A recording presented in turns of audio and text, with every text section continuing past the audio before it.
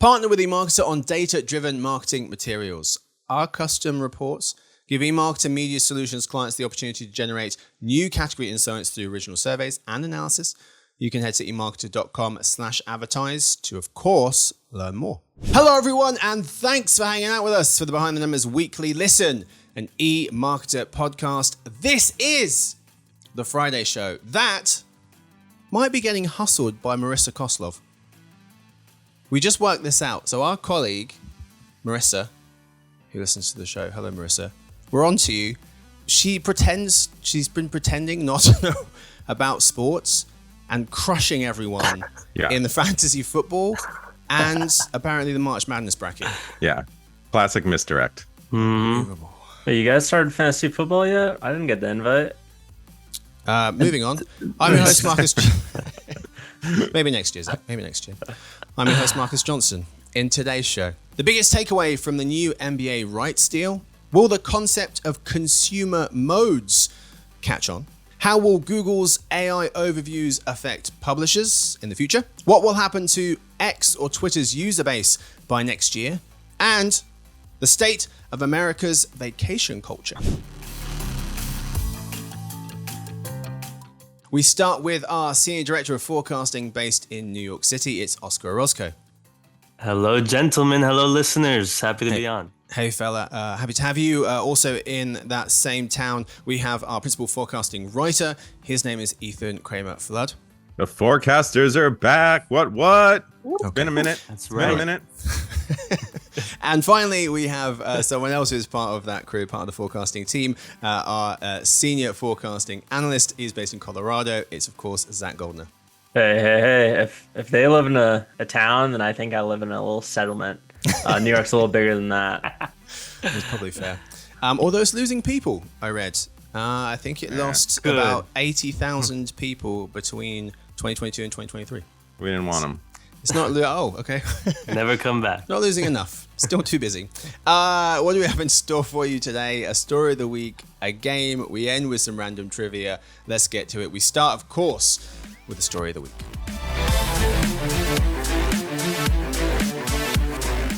The new NBA rights deal. So the NBA strikes gold, apparently, with a new $76 billion 11-year media rights deal with Disney, NBC Universal, and Amazon Prime Video. Notes our Senior Director of Briefings, Jeremy Goldman. The deal, which is 2.5 times the value of the last one, goes into effect after the coming season. And Jeremy notes that Disney's ABC and ESPN will continue to host the NBA Finals and Christmas Day games. NBCU gets opening night games and a new Sunday night primetime slot, and also the All-Star Game. And Amazon gets the play-in tournament and will help with the NBA League Pass, and then there's a bunch of games divvied up amongst them. Warner Brothers Discovery, though, who have hosted the NBA on its TNT network for over 30 years, are taking the NBA to court after its matching offer was rejected, and they were left with no NBA rights at all. Oscar, I'll start with you. What to you was the biggest takeaway from this new NBA rights deal? The biggest takeaway, I mean, what's that emoji with the money mouth face, and I think there's like a green bill for a tongue and a dollar sign as cha-ching. That's honestly what it is. I mean, the NBA should consider changing its logo to that emoji. To the dollar sign. Sorry, Jerry West. Jerry West, unbelievable. It's crazy. I mean, there really is a lot to digest here. Aside from that, of course, for me, the biggest question mark, really, and the biggest takeaway that I'd like to talk about here is the future of venue sports. Given the fact that Warner Brothers Discovery was sort of pushed out of this deal. Mm-hmm. So, and of course, I believe you talked about it just the other day on the podcast here. Just a recent ruling that puts just the future. Or the platform in jeopardy and its future longevity. So that's for folks, the collaboration between Disney, Fox, and Warner Brothers Discovery. It's a sports streaming focused service that they tried to launch. We're going to launch for this upcoming NFL season, and the court said, "No, whoa, 1 second. You've got too many of the sports rights. This is going to be a monopoly and probably kill people like Fubo."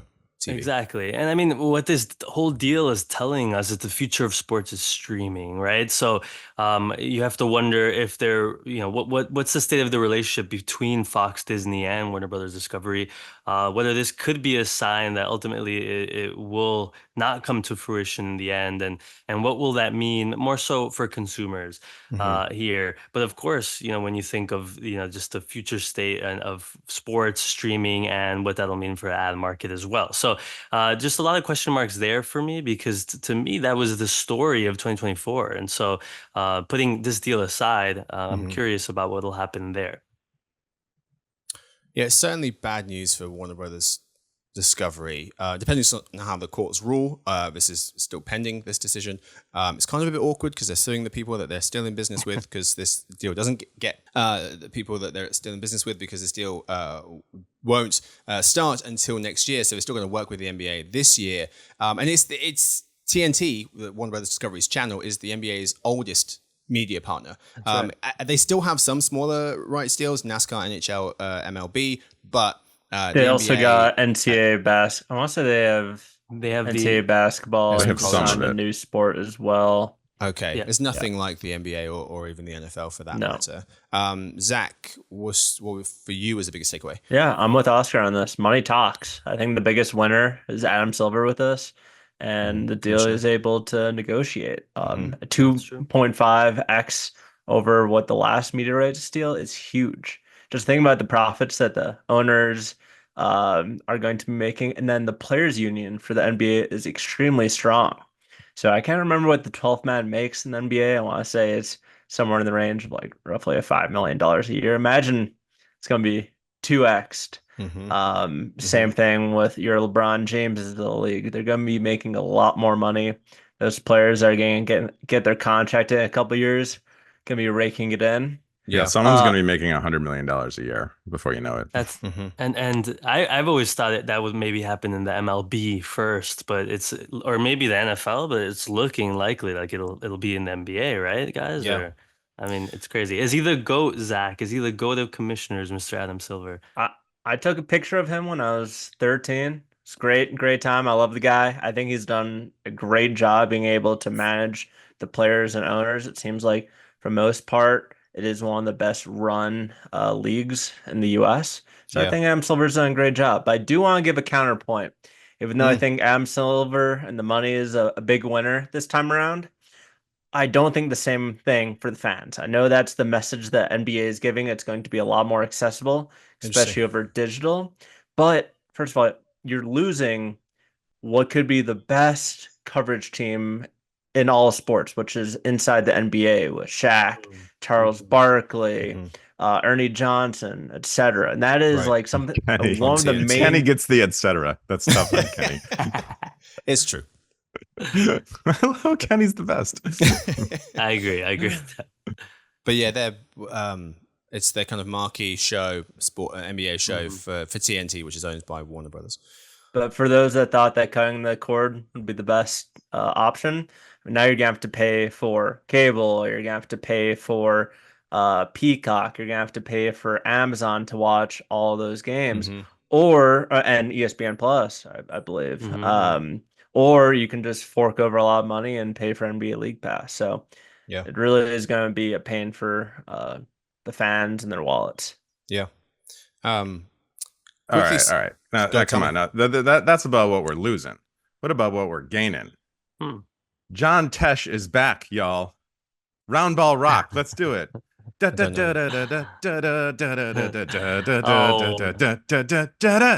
what we're talking about?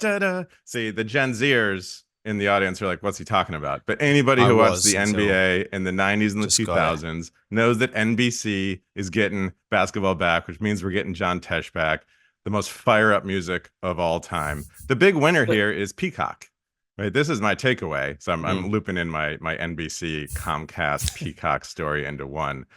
This is huge news for them, right? We're talking about what we're losing with Warner Brothers, what Disney managed to maintain, and then we don't even have time to bring up Amazon. But we just saw Peacock come off these incredibly successful Olympics.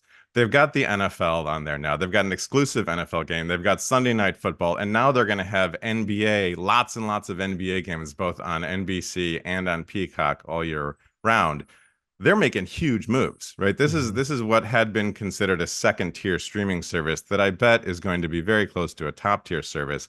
doing a slightly different strategy, right? There's simulcast. A lot of stuff is going to be they're doing a strategy of maintaining linear TV while also having stuff on streaming in a way that maybe Disney Plus isn't doing.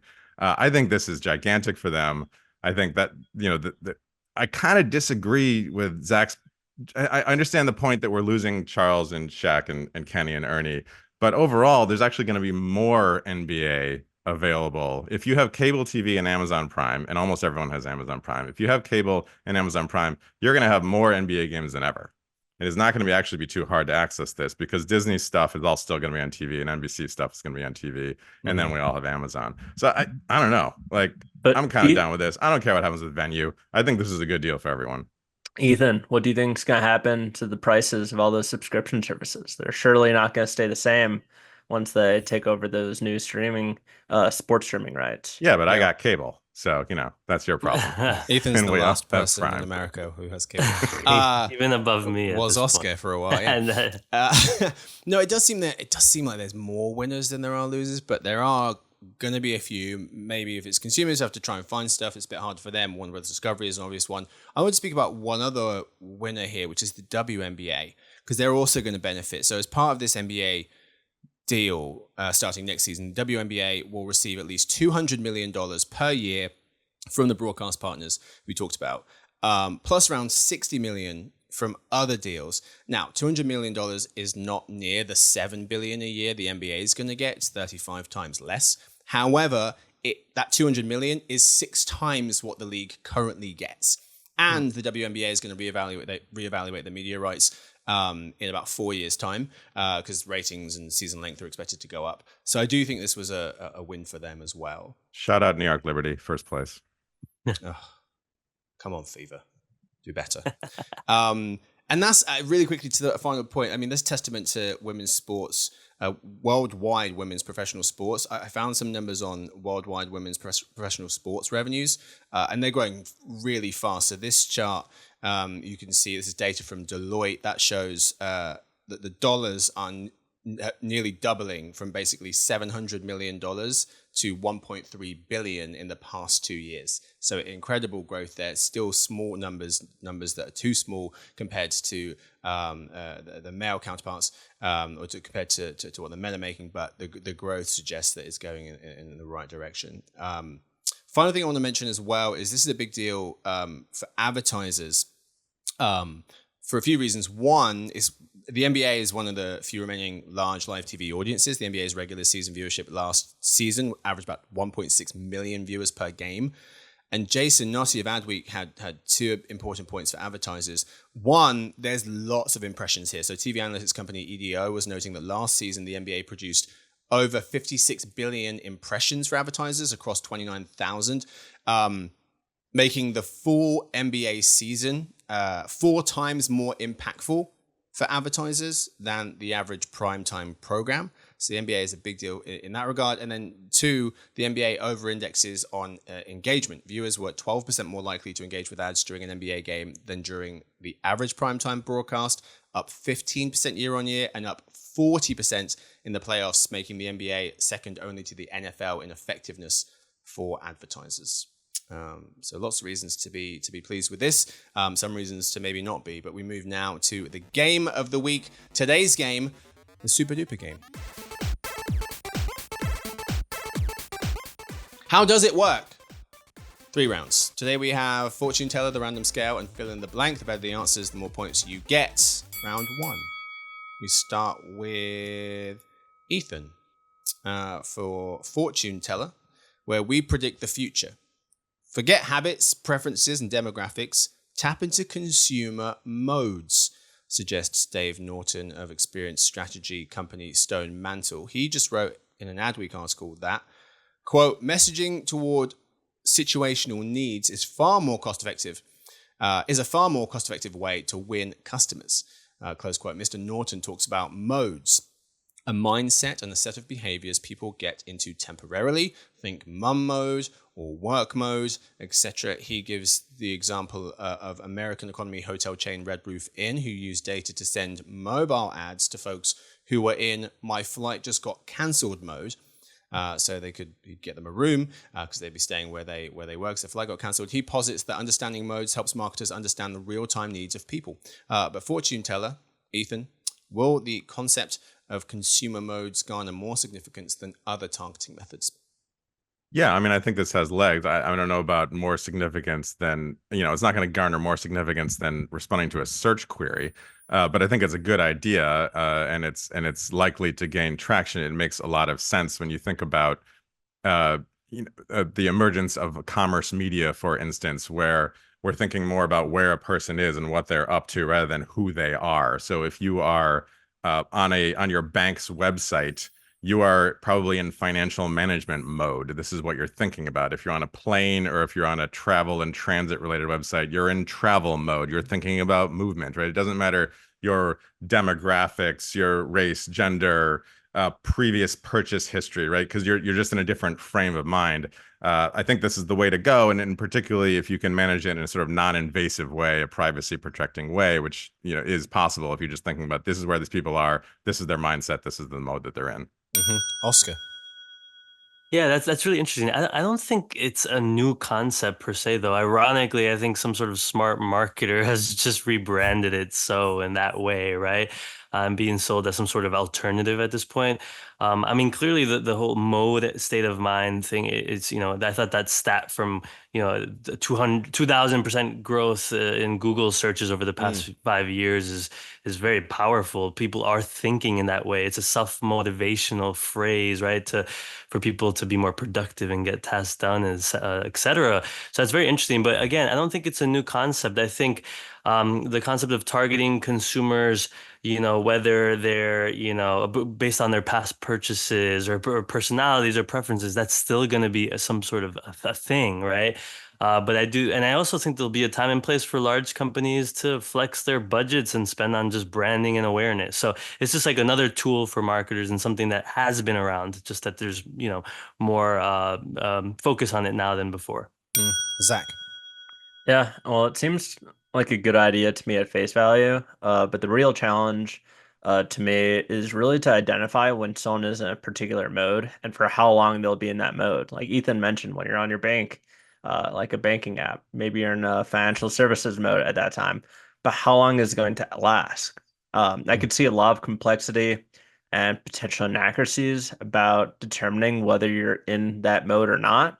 And that's not even take into consideration the privacy implications. Marketers and advertising has gotten a lot of trouble and things have gotten a lot tougher to be able to track people over time, or at least there's more legislation coming into play where I could see this having a hard time really taking off moving forward. Some great answers, gents. Let's move to round two, and we have the random scale. That's where folks have to tell me about the chances of something happening using the random scale. We're talking about Google's AI overviews and how they're not hurting some publishers' traffic yet, but they still loom large. This was an article from our briefings analyst, Daniel Konstantinovich. He notes that publishers have yet to see significant traffic drop-offs due to the launch of Google's AI overviews, according to Q2 results from the New York Times, IAC, and Ziff Davis. Before AI overviews were broadly rolled out before the summer, there were estimations that publishers' search traffic could fall by as much as 60%. Daniel cautions that whilst the first quarter of AI overviews has not significantly affected traffic for some publishers, that doesn't mean it won't be a large threat in the long term. Question is, how much will Google's AI overviews affect publishers? The possible choices today, we're starting with Oscar, are current data is proof things won't be that bad, or things will get slightly worse, or this is simply the calm before the storm. Oscar. I'm somewhere in the middle on this one, and so I'm going with things will get slightly worse. I just think in this instance, it's a bit too soon to call, AI overviews an existential crisis for publishers. That there's, this huge storm that's coming.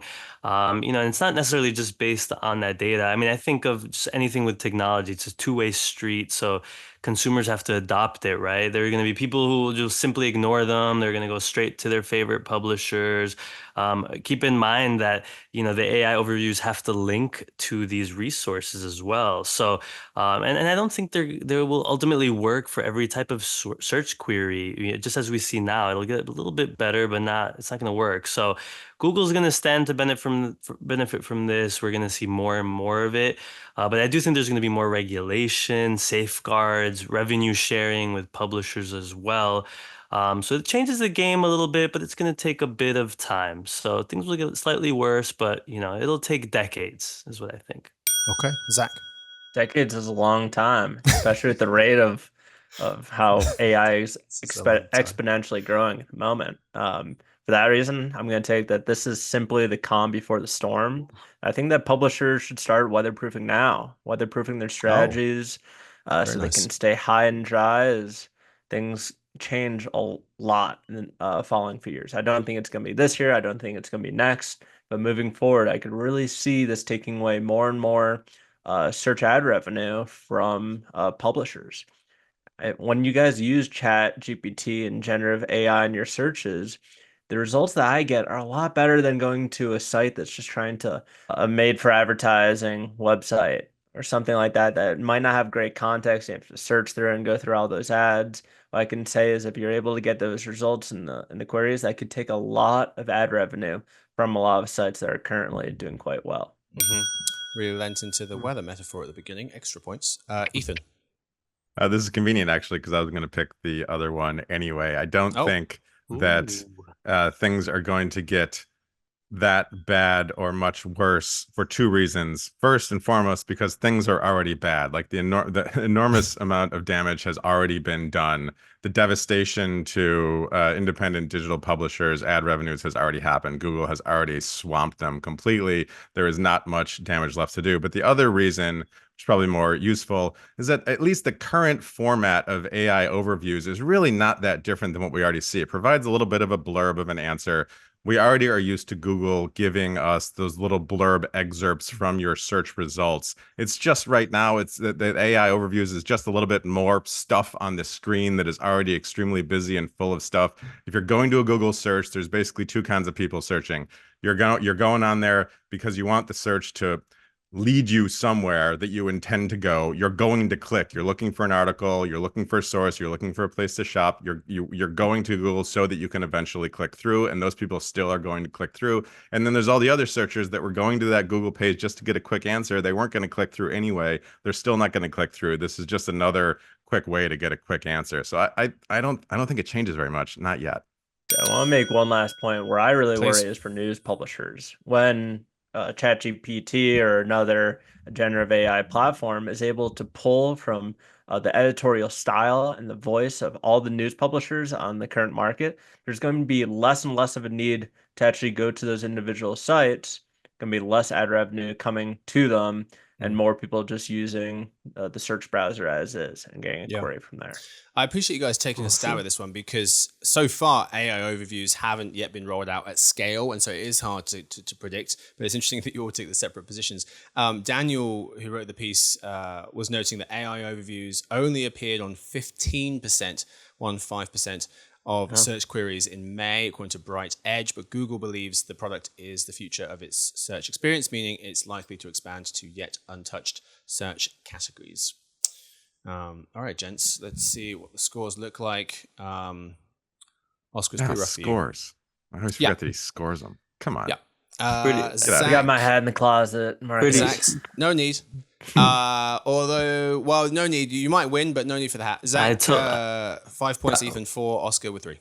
Round 2 was totally me. Get out of here. All right, whatever. Well, round 2 was. Round 1, you really struggled.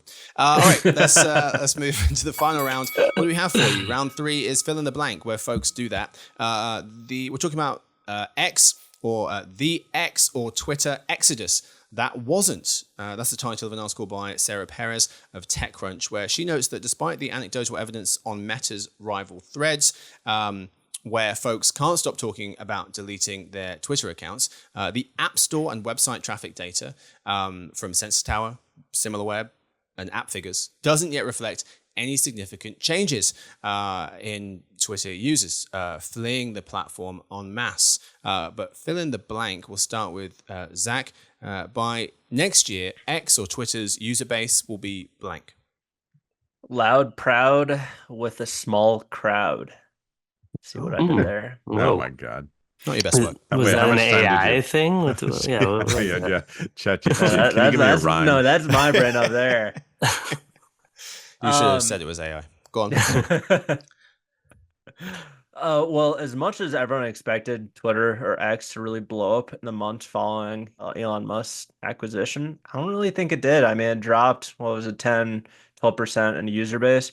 But since then, it has really much flattened out. Even with our last forecast from our eMarketer perspective, we've looked at it really flatline. My best guess is for this next year for it to experience a further stabilization. However, you're going to see the base pivot more and more towards a niche, loyal community and platform shift to a subscription-driven model where there's going to be fewer users, but those having more of a niche focus. And with the election taking place too, I think that niche focus is going to be more on political matters and political denying as well, which I don't think is going to fare all too great for advertisers that might look to go back onto the platform. I continue to see a big mess, but I don't think that the platform is going to hemorrhage many more users in the coming year. Ethan. I mean, this is easy.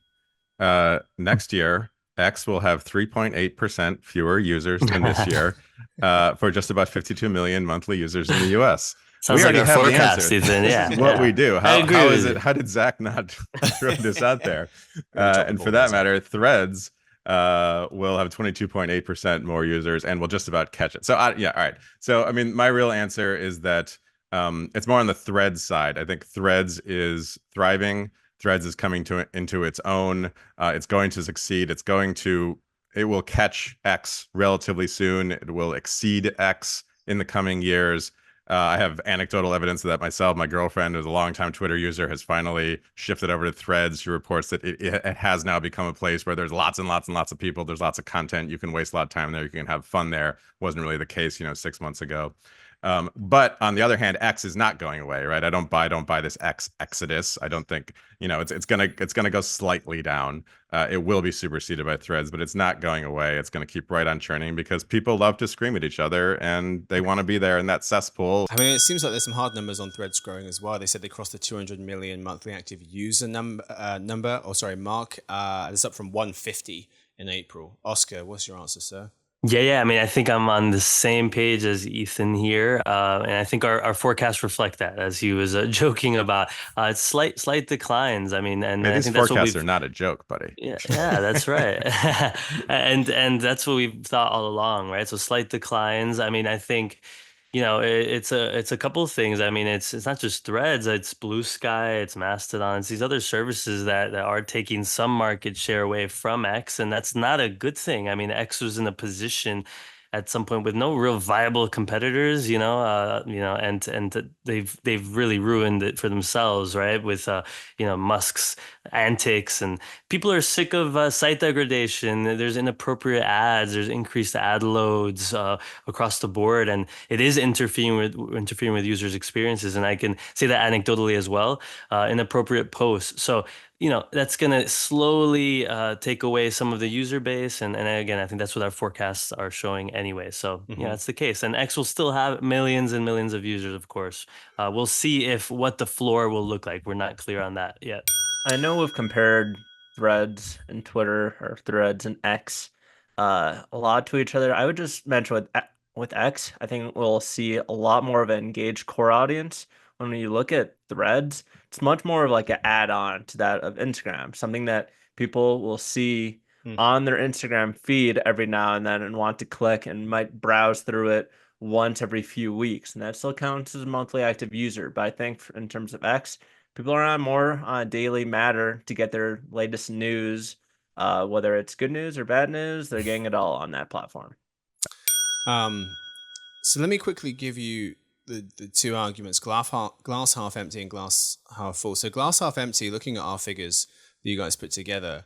So half empty is Ad revenues were more than cut in half, going from, this isn't to do exactly with the user base, but it is reflective of the user base, because if people go away, the dollar's going to drop. So ad revenues more than cut in half, going from 2.4 billion to 1 billion from 2022 to 2023. 2, we expect time spent on the platform by users to fall 25% from 2022 to 2026. And 3, we estimate that the US users will fall from 60 million to 50 million during that same time frame, 2022 to 2026. So that's glass half empty. Glass half full, 1, X appears to have stemmed the bleeding when it comes to ad dollars. We think they're going to make about $1 billion each of the next few years. 2, by 2026, we still expect users to spend 27 minutes per day on the platform. And 3, Gen Z is sticking around for the most part. So people are leaving, but that cohort seems to be, for the most part, staying. We should also qualify that all the numbers we've referenced are U.S. numbers, right? And yes, you will often see in articles about this, they're talking about global figures, where of course Twitter has a long sort of legacy of a lot of users, and Threads is still relatively new. So you're going to see like numbers in the hundreds of millions, and you're going to see different revenue numbers. Yeah. But I think the trends still maintain, but that's why you might see different things depending on where you're looking. Yeah. That's good note too for X ad revenue in 2024, that factors in a little bit of political ad spending happening this year for a little bit of the reason for the slight rebound. Right. True. All right, gents, count the scores.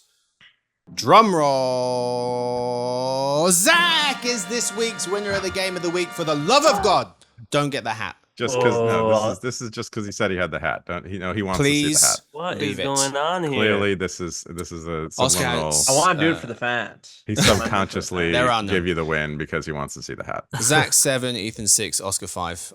Oscar probably a foreshadowing of this upcoming fantasy football season. Whoa! What is going on in here? So was it just because Zach came in with all the crazy ideas and that's what won it for him? Pretty much, yes. Is that what it is? I felt bad for him. All right. Yeah, your extension of the metaphor was really what won it for you. But congratulations to you, you win the championship belt. Anyway, let's move on to our final segment of the day. It's dinner party data. This is the part of the show where we hopefully quickly tell you about the most interesting thing we've learned this week. We start with the winner of the game of the week. Zach, go. Since everyone thinks that I use ChatGPT for everything, for my answers and all my puns, I want to use dinner party data about ChatGPT and the power that it uses. So a normal ChatGPT query takes about 1,600% more energy than that of a Google search query. So you think about that when you add it all up, about how much more of a footprint that's going to have than crypto. At the moment, what I've read is that ChatGPT itself uses around 17,000 times more electricity than the average US household in a day. And if you were to compare it to that of the energy intake of different countries, it will make up, or it's already surpassed a yearly power intake of countries like Guatemala and Croatia, and I've heard even bigger than that too. So, all right, there were some good ones though. Some interesting facts. Oscar, no, you came third. Ethan. Actually, that makes sense. I think you're that makes sense. I'll explain why. I got a brief history nugget for you. So I was in Canada last week on vacation. Shout out Canada, by the way. I was in Montreal, and beautiful city. Turns out Montreal was, for a brief period of time, the capital of Canada. Did not know that. Capital being Ottawa, for everyone out there who's trying to remember in their head what the capital of Canada is. Montreal was very briefly the capital in like the 1840s, back when it was still under British rule. But it was only for about 5 years, and they lost their position as the capital because there were riots in the city, and they burned down their own parliament building. And then after they burned down their own parliament building, the government resettled like across the street on the second floor of this agricultural market. And when Queen Victoria heard about all this, she said, all right, now that like you burned down parliament and now like the seat of the government is on top of like a farmer's market, you guys are out. She said, you ruined it. And this is according to our tour guide in the history district of Old Montreal. So if I'm playing fast and loose with the details, whatever. So she was just like, you blew it. You've lost your privileges. You guys cannot handle being the capital. And she moved it on out of there. And then it landed in Ottawa, and there it remains. So Montreal had a shot, and they just couldn't handle it. Ruined it, man. Queen Victoria must have never had that poutine. I'm telling also, you. is this data? I was told that this is dinner party anecdotes. There was I think All right. it's in 1840. Yeah. The data is 1844 to 1849. Boom. Very numbers. Nice. Oscar, you're up. All right. Well, I think this is a perfect order. I think you're going to talk about travel, Marcus. Yep. That's Vacation great. culture. Perfect. Amazing. Well, here we go. I've done a bit of traveling this summer. I was reading that airlines are struggling. That prices are up, but I noticed tons of travelers, tons of people still flying, which is not what I was reading about before. So I just wanted to look into airline prices and things like that. So prices for airline tickets, they've actually decreased about 7%. And this is just a March to March number, March 2023 to 2024. So they've been decreasing. However, they are still up slightly compared to pre-pandemic prices. So March 2019 to 2024, they're up 2.6% specifically. So prices are still a little bit high, but they're not that bad, which could explain why people are traveling a ton. But why are they struggling? Well, jet fuel prices while they're down, they're still 34% higher than in 2019. Also, there are serious airline staffing issues. So if you're flying, be nice to all the staff, please. And demand has started to come down just a little bit. So I think the margins are just a little bit tight. But aside from that, I also found just a couple really interesting stats. Let's see if you guys can, guess. But just in terms of what is the most expensive city and the least expensive city to fly out of in the U.S. And this is according to Q4 2023 data from the Bureau of Transportation Statistics. So any guesses on the most expensive city to fly out of in the U.S., guys? How do they even calculate that? No, I don't know. Probably the OTAs. Is it a small town because there are fewer options? Oh. Or is it about the airport Jackson fees? Hole. You might be onto something there, Ethan. Well, New York City has outrageous airport fees, but they also have a million ways to fly out of it. So it wouldn't be New York. I mean, you can get out of here for $100 depending on what you want to do. Think more exotic. Albany. Honolulu. Close. It's actually Guam. Which does count. Over $1,500 an average ticket cost. That's why people don't go there. And the cheapest, last is the last of it, guys. No, I think it's where you fly out of, Zach. Fort Collins? Is that where you are? No, I don't fly out of Fort Collins. Is that close enough? $83 a ticket. Well, you should, Zach. We don't have our Colorado geography figured out. You should. It's cheap. All right, that's it for me. Go ahead. Very nice. All right, yeah, that kind of dovetails quite nicely with the state of America's vacation culture. So I've got a bunch of stuff here for you. I'll get through it as quick as I can. Let's do it. Number one, Americans struggle to unplug, according to LinkedIn's latest workforce confidence survey. 51% of US employees planned to take time off and unplug this summer. 59% of vacationers report checking in with work by answering emails or phone calls. For younger folks, it's closer to 40% of them. 35% of employees feel guilty taking time off at all. And in a separate Harris poll survey, 78% of US workers aren't using all of their PTO. 75% wish they were able to. Second thing here, for one reason or another, lots of workers are just unplugging during work.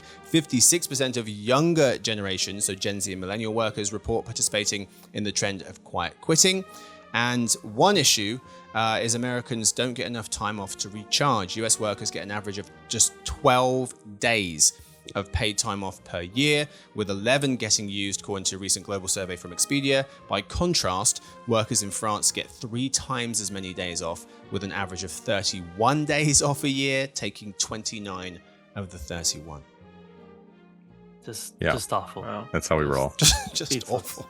So really quickly, the why. The Harris poll shed some light on this. So the top barriers preventing workers from taking more time off were pressure to always be available and respond to demands and heavy workload. Half of folks get nervous when requesting time off from their employer.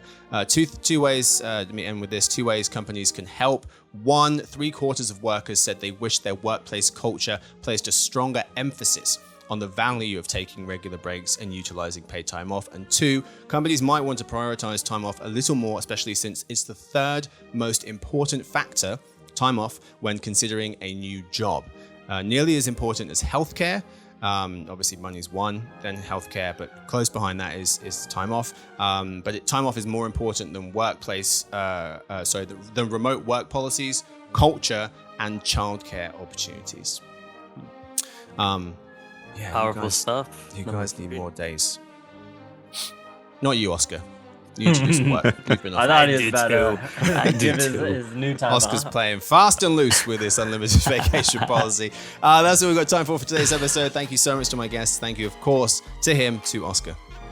Thank you very much. Happy to be on, Marcus. Yes, sir. Thank you, of course, to Ethan. Good to be back. I mean, we took so much vacation this summer. That's I why know. because we haven't been here as much. 2 Been a months while. I've been trying to That's get you the back on problem. the show. Yeah, I think it's- And congrats to our winner of the game of the week, Zach.